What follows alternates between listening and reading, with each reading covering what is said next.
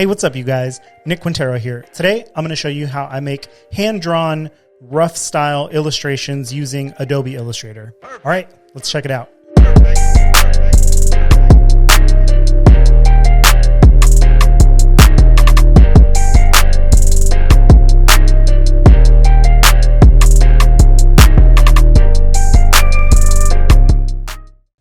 So I actually am using a Wacom Cintiq right now, which allows me to draw like directly on the screen, which is super cool, but not everybody has it. Some people have, like a tablet that sits off to the side and something they can draw on there, and that's super helpful. But, most people have at least a mouse or a trackpad on a laptop or something that they can use to create this. So I'm going to try to not draw on this particular example and just use the regular pen tool. So that way you can see how it works if you're using just the regular basic tools that everybody should have. So what I'm going to do is bump my stroke up to 3 points and change my cap and my corner to rounded. And I'm just going to pick a place to start. And I think I'll actually just use the ellipsis. I always say ellipsis. It's ellipse. And then I'm going to go ahead and take the pen tool and just start drawing over some of these lines. Now, the way that I do this, I usually use the pencil tool and draw it in. So it gets a little bit more of like a natural flowing line, but it's not going to hurt you if you have kind of some smoother lines. But the good thing about using my technique here is that you can kind of just draw over these things roughly. Like I'm not being super precise here, to kind of give it a little bit more flow and just some natural movement. Although I will say it is kind of hard to get natural movement with the pen tool only, but it's definitely worth a shot. If you do have a tablet and have access to using something to draw with, I do like to smooth out my lines with the pencil. But again, you don't have to be able to do that for this to work. All right, so I'm going to do a quick rough trace around some of these lines just to get this thing all settled in here, and then we can go from there.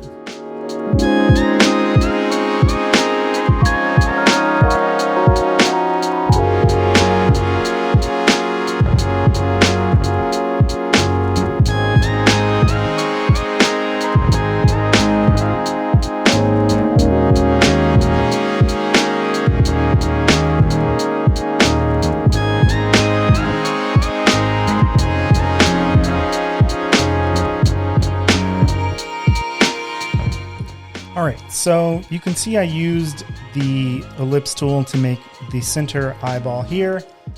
This will be the only part that isn't a stroke, so you can see pretty clearly that everything on here is just a straight up stroke with an outline on it, and it totally just works as is. So I'm going to turn this reference layer off, and I want to zoom in and show you guys. I was pretty rough on some of these lines and how they meet up, because it doesn't really matter for the next steps. It might help it a little bit to have more of a rough hand when it's done.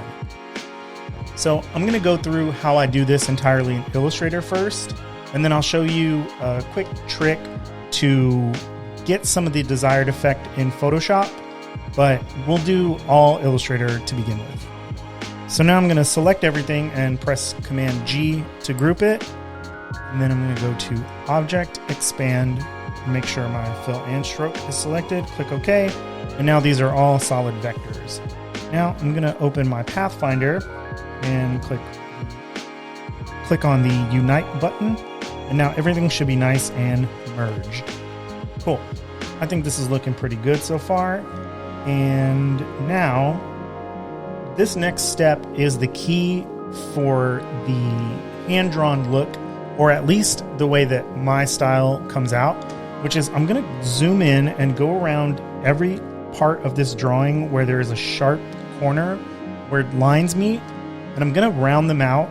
And I do this with the pencil tool, and I'm going to be using my pen and my Cintiq, so it's going to be a lot easier. But I actually do this with a mouse as well, and it totally works the same. This is going to go a little bit faster for me using this pen.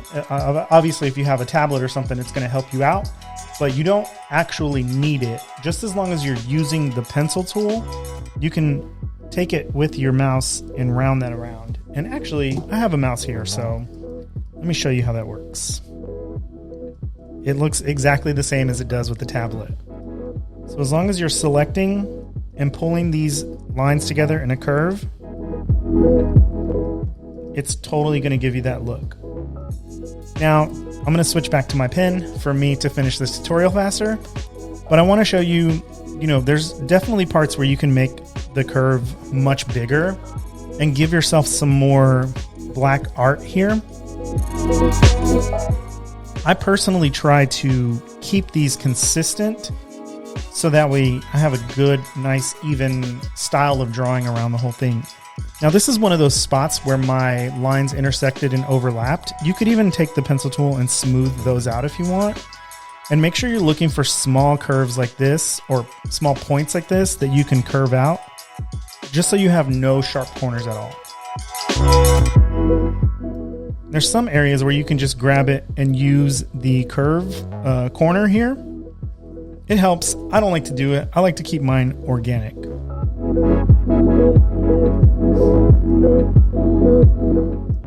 So if you have a corner like this one where these two things are intersecting, I like to just pull the whole thing down and just smooth out that corner entirely. Okay, so you see how this outside line is what's selected? A quick way to kind of go back and forth between what you're rounding out is to just keep your hand on Command A on your keyboard. And every time you get to a part where you need to draw over something that's not selected, just hit Command A real quick and it'll select the whole thing, and then you can start drawing on that line. And you'll see the outside one was deselected, but when you move over here, you just hit Command A again, it'll select everything, and now you're switching back and forth between which lines you're working on for doing your curves.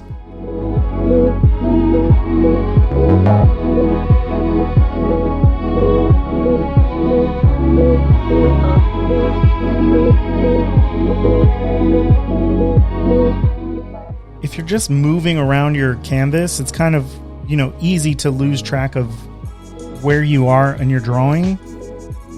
So I actually really like that, because whenever I'm finished or I get to a point where I can't find any more things that I need to curve, I can zoom out and then see my drawing for the first time with my new rounded corners.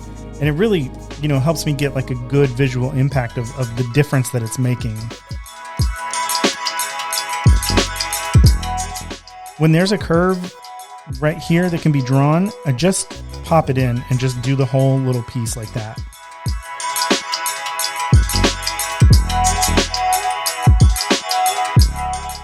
You can see I kind of went a little bit further with that one. It really depends on like where your points and where your sharp corners are. You can really make that decision as you go.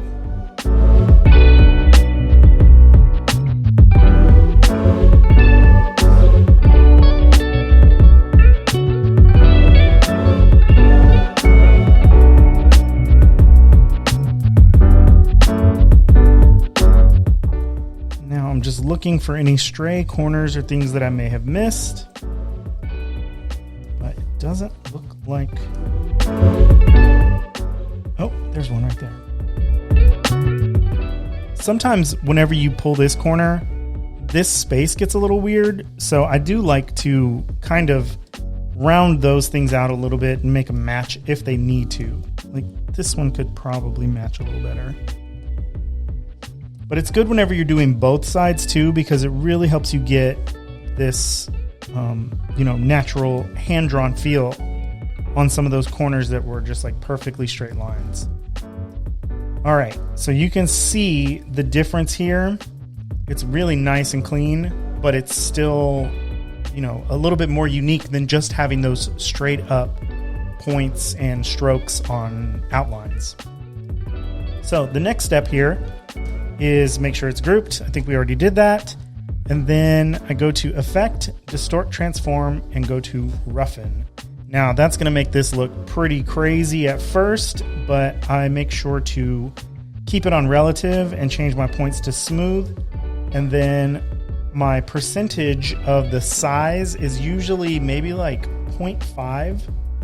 And you can see it pulls that image back together. And you could probably even get away with 0.1.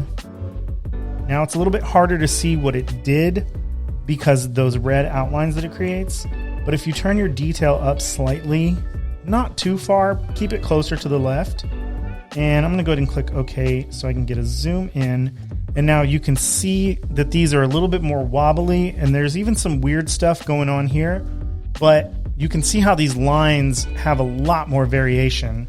So what I'm going to do is go ahead and select that and then click Expand Appearance once more. And now that effect will have, taken place there, and I can come back in with my pencil tool and smooth out all these little weird things that are happening. But you can really see the variation in the line width now, and I think it makes it a lot more like natural looking. And in my opinion, if you saw this drawing, you would not ever think that it started as smooth, clean vectors with outlines on the strokes. All right, here's the before and after, what they look like with just the stroke here and the new process that we went through using only Illustrator. You can see the differences. You can see there's, it's pretty subtle, but in the end, it really makes a big difference if this is the look that you're going for.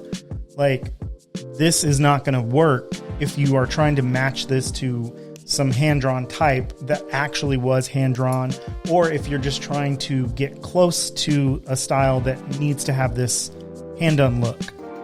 All right, since I have this version of it here still, I'm going to show you a little trick and shortcut that I use for doing this through Photoshop. All right, so I copied that art from there, and now I'm going to open one just letter size. And what I'm going to do is paste my artwork in here as pixels. Now you can see that this is pretty small, and normally you wouldn't want to commit this small when you're transferring something from Illustrator to Photoshop, because you want to be able to keep as much data as you can. But I'm going to hit enter and commit super small. My canvas in Illustrator is 5 inches by 5 inches. And this is 8.5 by 11, so you can see it's just right there in the center. So the important thing is to make sure that you bring this in not as a vector. So right now this artwork is just pixel based. If you zoom in, you can see the harsh edges, and that is good. That is what you want. So what I'm going to do here in Photoshop is press Command T. And I'm even going to shrink this down a little bit further. Not all the way, not too far, but just a little bit. Then I'm going to press Command T again, and I'm going to scale this thing up real big. Now what's going to happen is it's going to get real ugly in places, and there's going to be a lot of like jagged lines in these artifacts, and that's exactly what you're going for. Honestly, I might even go just a little bit smaller and do it again. So now it's real crazy and real rugged, and that's exactly what I want. So now I'm going to press Command E to flatten those two layers, and then I'm going to make sure that my colors selected are the default, and then I'm going to go to Filter, Filter Gallery, and Stamp.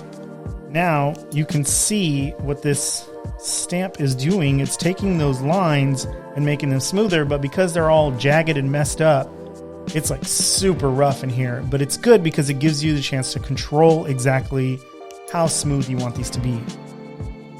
So I typically put my light and dark balance up around between 45 and 48, depending on how much smoothness I need. So when you turn your smoothness slider up, you can see that it also brings in the width of those lines. So if you need it to be smoothed out a lot, you probably want to bump this up to like 47, 48.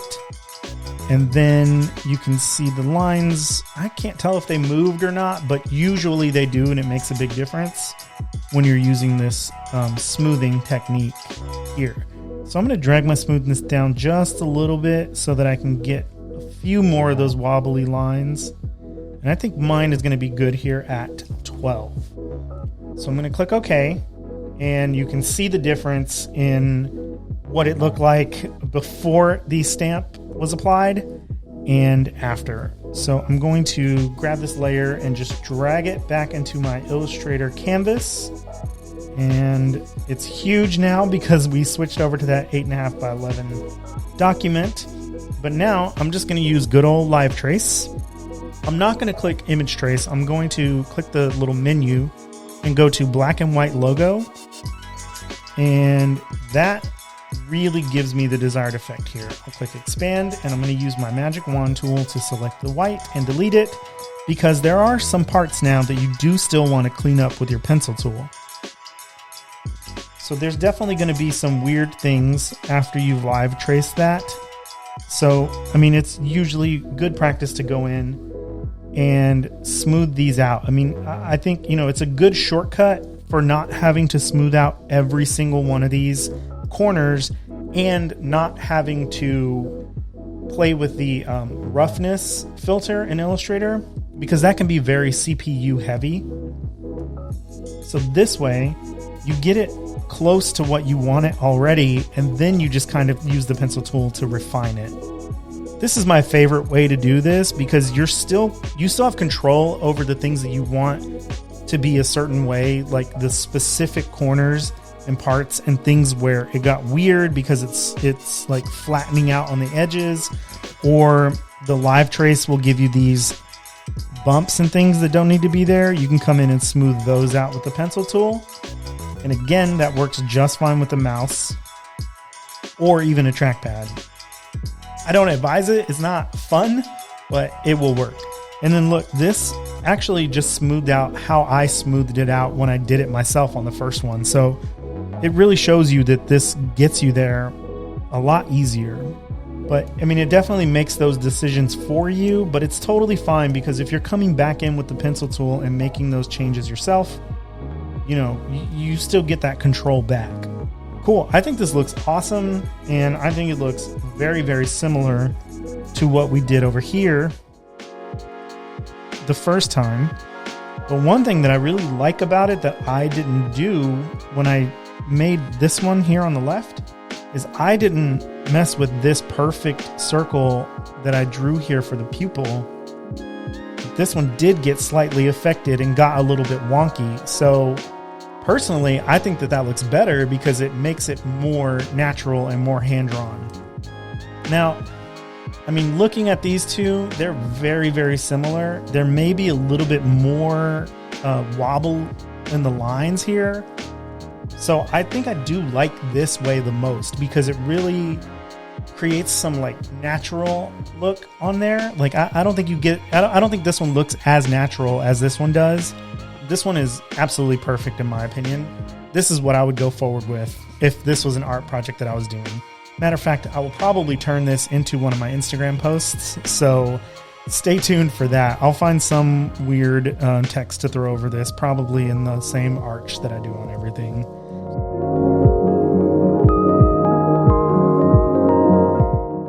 Yeah, so that's pretty much it. I mean, I think it's very straightforward. You can use Photoshop, you can use a sketch, but you can also get this look and feel 100% with Illustrator. And I think that that creates a way more versatile workflow, especially if you need to do something fast and you need to do something, you know, with the tools that you're familiar with or the things that you are the strongest at. So, you know, you don't have to branch all the way out. If you are not an illustrator, you can get this look and this feel by just using Adobe Illustrator 100% from start to finish. All right, let me know if this was helpful at all. And if this is your first time checking out my videos, please hit that subscribe button, like this video, and click that little bell so that you can get notifications whenever I release another video. If you have any questions, you can leave them in the comments below. And if you have a suggestion for another tutorial or something you want to see, please hit me up on Instagram at NickQ. Shoot me a DM. That is where I got the idea to create this video today. Somebody actually hit me up in my DMs earlier this week, and I made this video specifically to answer that question. All right, thank you guys, and we'll see you on the next one.